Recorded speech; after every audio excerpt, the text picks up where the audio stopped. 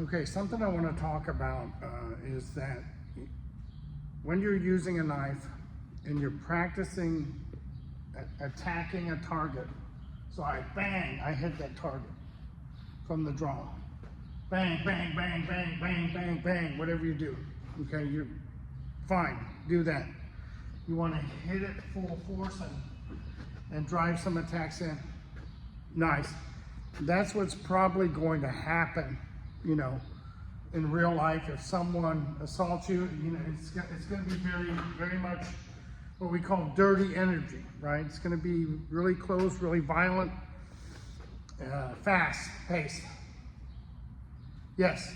So the question is not how to do that. We see that, we know that. That doesn't require training other than, you know, how you use it on the draw and target placement. What does require your attention and careful attention is how will you handle that kind of attack? And this is something I'm working on a book and have been for a couple of years. Impossible to finish it because I just am learning all the time.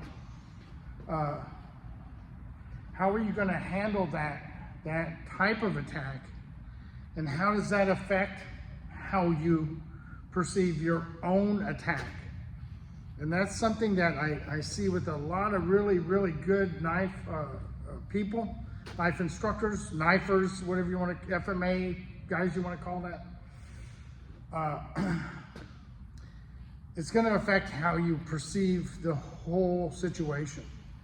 You know, this whole thing about jamming a person and stabbing like that could be very effective. However, could actually have the opposite effect if someone that you're impressing that on knows how to challenge that or defeat that.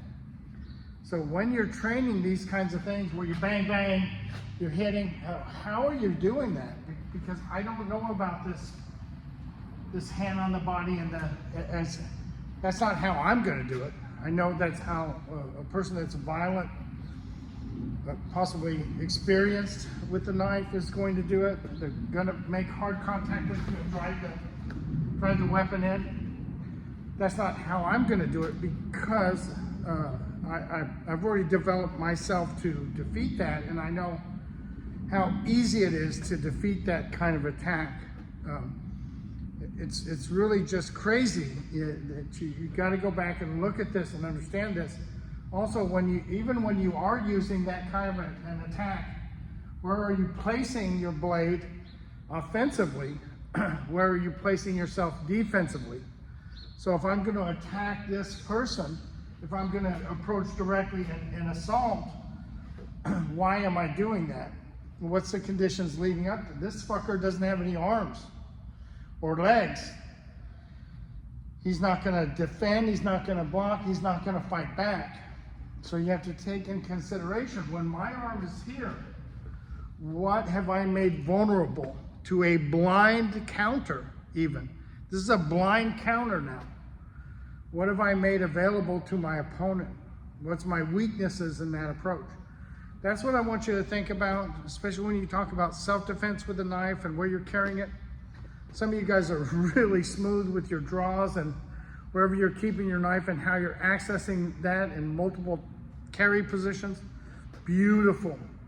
Think about how you're going to apply that though. I gotta stress that. That's my 2 cents for today.